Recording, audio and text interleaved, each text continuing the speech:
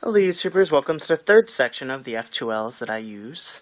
I'm again only going to be doing 10 in this video because there are a couple ones that I've come up with that are a little tricksy and require some explanation. So we'll go ahead and start where we left off, and we're on number 23 now, looking at this pair right here. Okay, so first of all, I use something different for this angle right here. And I actually always put it right here, just so you know. So it's always in the back left. I try and standardize those things so it becomes really easy to look ahead. So this goes in the back left right here.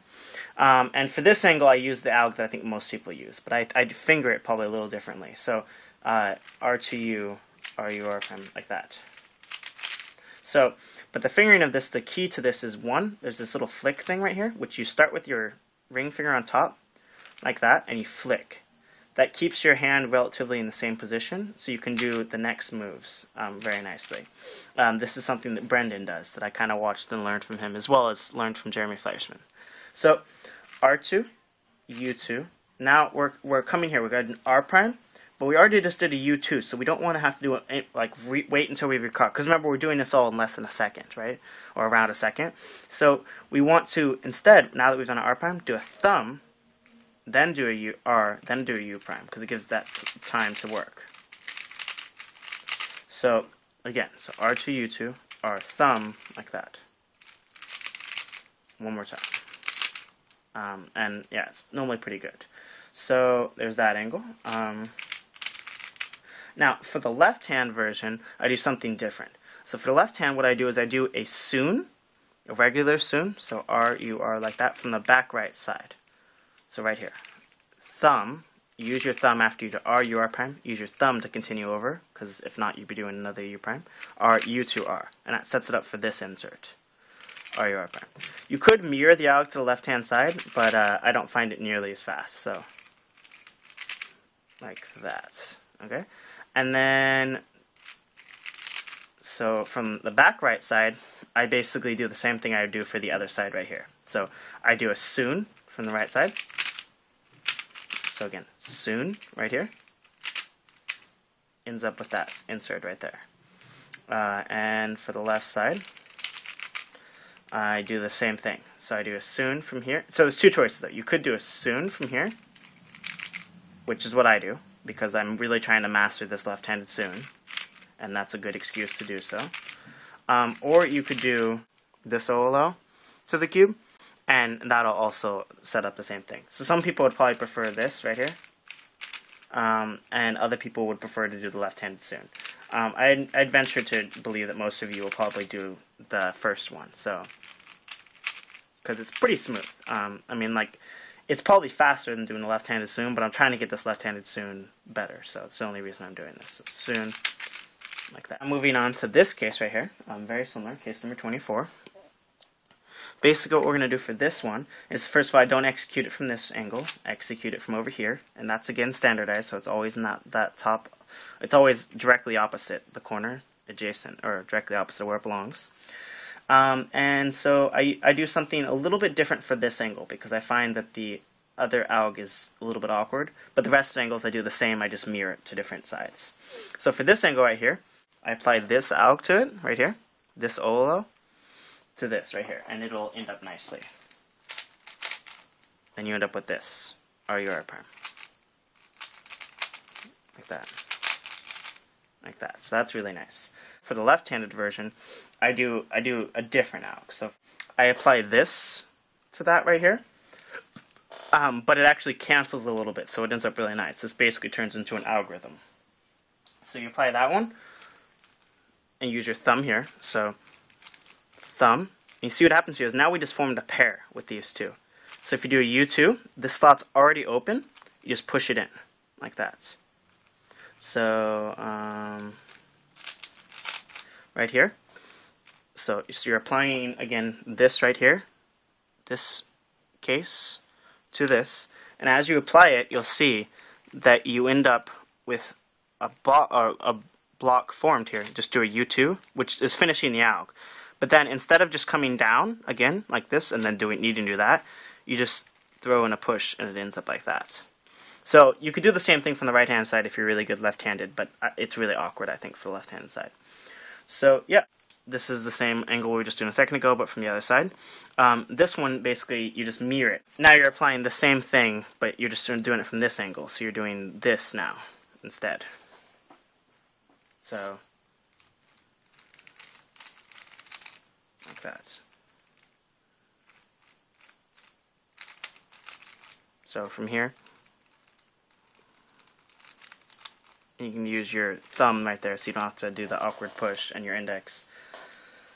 And I guess, since I'm being incredibly specific, when I do this alg from this angle, I do that with my push, and then I do the next U like that, or U prime. And finally, for the back left slot, we do the same thing. So we just do the mirror of this alg. So we do the one that's like that-ish. And so we start like this. So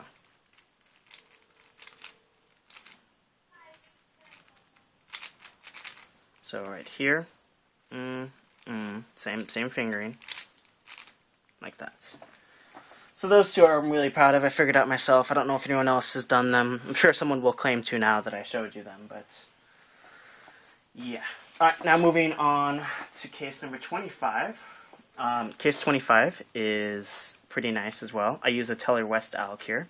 So if I have it right here, well, if I have it in the front two slots, I use a Teller West alg. If I have it if I am from here, I do it differently. So starting off here, you just do an R, or R prime, F, R, U prime, R prime, F. So it's pretty nice, and it flows nicely if you use this flick here. That's really nice. So from the left-handed, I did the same thing. And now, if I have that from the back slot, however, so if I were back here, and I did it in the back left, I do a different alg. So this one right here, I basically, it's really simple. You just take out the edge pair, corner edge pair, take out this little block, and then now you see what, in order to fix this, these two are still fine, so I could just move that up one. So I basically put that in place and then undo, like that. So let's try that again. From the left-hand side, again, it's the same thing from here. Back left or back right now. Take out that pair, take out that, put that up one, undo, like that. Here is case number 26 now. Case number 26, I don't really do anything incredibly special for. There's a couple different things you could do, but the thing that I normally do is just, if I have it in the front, like this, right here, I will do U, R prime, and just pair them up, normally. That's pretty much what I normally do like that. Create a pair, G, R prime. Gives you a chance to look ahead. I don't really complain too much. Now, if I have it, I either do that or I cube rotate one of the two ways. So if I don't know where my next pair is, though, and like I know I'm going to have to do a cube rotation anyways, I might as well just come over here and do the quicker inserts, right? Might as well just do the quicker insert. So like if I don't know where my next pair is or these two slots open, I'll just be like, okay, let's do a cube rotation, come over here. And the same thing is true for the other side. So here, if I know where my next stuff is, I'll just do this. And I'm already doing a cube rotation, but it's not a big deal. I don't really look ahead as much during that. But if I don't know where my next pair is, I'll definitely just do a cube rotation, because then while I'm executing this, I'll do the cube rotation first, so that while I'm executing this, I can see what's coming next. Like that. If I have it on the back side, on either of them, I just do a cube rotation. So if I had this right here, I would just cube rotate to the right, so that I always cube rotate so that I'm doing the Teller West thing, because that's a little faster for me. And same thing for here. So if I had it on the back, need to be here, I would cube rotate this way and do the Teller West. Case number 27 now. Looking right here, this one's incredibly easy. I think I do the same thing everyone else does. If you look here, you see these two colors are different, which means these two colors are the same. Or wait, sorry, yeah, these two colors are different, which means these two colors would be the same. So that means if I just R, U prime, R prime, I created a pair. And then you just insert it how you wish from that point. R, U prime, R prime, U, R, U prime, R prime is normally what I would do. And I did the same thing from all four angles. So that from the back, this right here. So you have to do that little finger trick in the beginning, which is a little bit awkward, and then you are your arm like that. and same for the back right, right there. Okay, so case number 28. So now I do this one a little different than most people do. I basically do the same thing I would do for the other one to pair up, right? But then I do a U2, regrip to the top, and finish off with that insert that I showed you guys earlier. So if you look here, when we end up right here, if I just do a U2, I'm already partially in, or part of the way into doing this little insert right here, the first insert I showed you in the beginning. So I'm right here, so I just do a little bit of a regrip, and so for the left hand version, I pair it up, do a U2, RUR like that, and finish off the rest of that algorithm. Right here, and it's in the back right, I would regrip to the top first, R, U2, and then this is nice because it actually flows better from the back right and the back left, because if you just do an R, U2, then you can just do an R prime F, R, like that. It flows nicer. And the same thing for the left hand side, so R prime, U2, actually, yeah, R prime, U2, R, F, R, like that. And you just finish it off. Case number 29 now. This case, I do something that I don't know a lot of people do, but it is pretty nice. Basically, what I do here, I know other ways. You could cube rotate and do things like that, but I don't think those are worthwhile. Instead, what I do is a sledgehammer. So, RUF like that. Forms the pair, toss it in. So basically, sledgehammer, sledgehammer is what you end up doing. If you want to make it smooth. Well, that's probably not the smoothest example. But so here, sledgehammer, sledgehammer. And from the back right and the back left, I try and do the same thing. So like what I'll do here is just cube rotate to the top, sledgehammer, sledgehammer, or hedge slammer. Hedge slammer is what it's technically called because you're hitting into the back. And so I just cube rotate up to the top like that. So right here, I just do da-da, da-da. And it's actually easier because you're on top there. Now moving on to case number 30.